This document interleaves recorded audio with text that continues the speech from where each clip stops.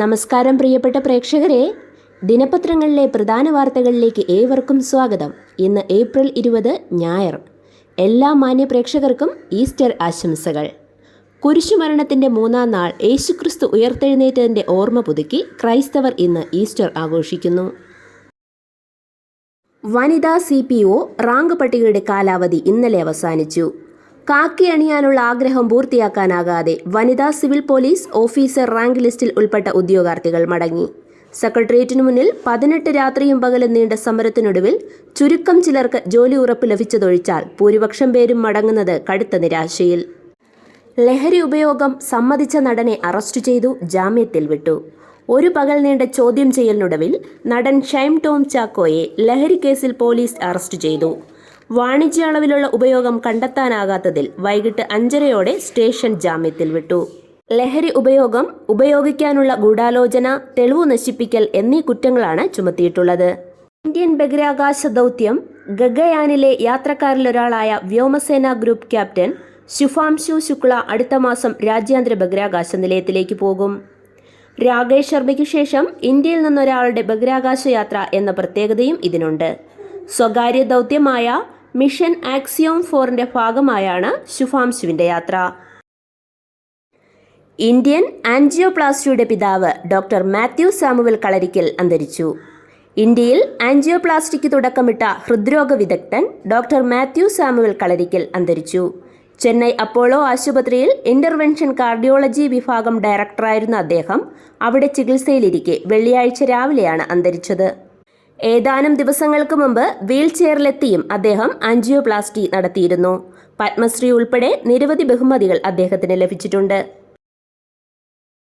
വിദഗ്ധ ചികിത്സയ്ക്കായി medical college ആശുപത്രിയിലേക്ക് മാറ്റാൻ ഓക്സിജൻ സൗകര്യമുള്ള 108 ആംബുലൻസിന്റെ കനിവിനായി 8 മണിക്കൂറോളം കാത്തിരുന്ന രോഗി മരണത്തിനു കീഴടങ്ങി. പനി ബാധിച്ച് സ്വകാര്യ സർക്കാർ ആശുപത്രികളിൽ ചികിത്സയിലായിരുന്ന വെള്ളറട മുട്ടയ്ക്കാട് കോളനിയിൽ വാടകയ്ക്ക് താമസിച്ചിരുന്ന ആൻസിയാണ് മരിച്ചത്. Russian president Vladimir Putin Easter ദിവസം വെടിനിർത്തൽ പ്രഖ്യാപിച്ചു. ശനിയാഴ്ച വൈകിട്ട് 6 മുതൽ ഇന്ന് വൈകിട്ട് വരെയാണ് വെടിനിർത്തൽ. ഇന്നലെയും യുക്രൈനിൽ കനത്ത ഡ്രോൺ ആക്രമണമാണ് റഷ്യ നടത്തിയത്. മുതലപ്പുഴയിൽ പ്രശ്നപരിഹാരം അകലുന്നതോടെ ആശങ്കയിലായി മത്സ്യബന്ധന മേഖല. തുറമുഖ കേന്ദ്രത്തിലെ അഴിമുഖ മുനമ്പിൽ മണൽ മൂടി മത്സ്യബന്ധനം നിലച്ച സാഹചര്യത്തിൽ അധികൃതർ എന്തു നടപടി കൈക്കൊള്ളുമെന്ന കാര്യത്തിൽ തീരത്ത് ഉത്കണ്ഠയും അശാന്തിയും നിലനിൽക്കുകയാണ്.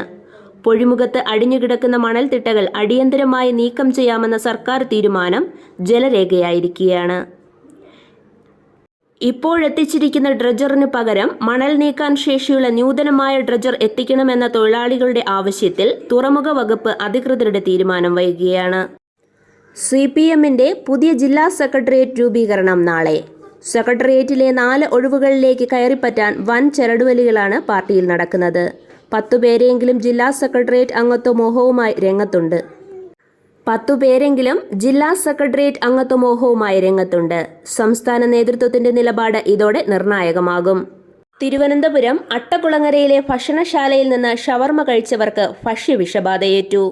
30 പേർ വിവിധ ആശുപത്രികളിൽ ചികിത്സ തേടി. ആരുടെയും നില ഗുരുതരമല്ല.